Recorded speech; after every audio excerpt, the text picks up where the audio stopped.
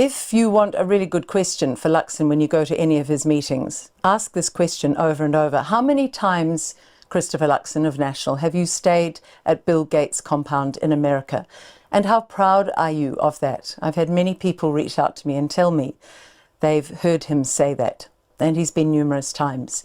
That's a real concern. So we needed somebody to stand up and say, no more of this selling out of our country. I've had enough. But what I said last Wednesday was, do you want me to do this? And I also added that I don't want to be a politician, not by any means at all in the world has this been one of my ambitions. But I will do it in that very old-fashioned, out-of-date way. It is costing me. I'm doing massive hours. One day was 4 a.m. till midnight. And I'm willing to do that because the response has been nothing short of overwhelming. I'll give you some idea of numbers. I've got a few jotted down here. 1,700 sign-ups in the first 24 hours. 1,700. Thank you all. Some of you may not realize that if you want to become full members of this party, it's important that you pay $20.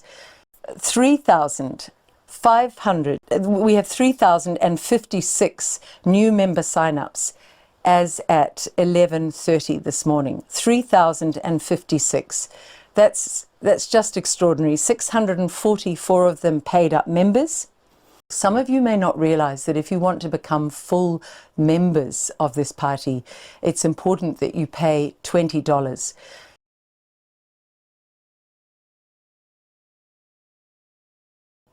On the issue of unity, I do need to deal with this.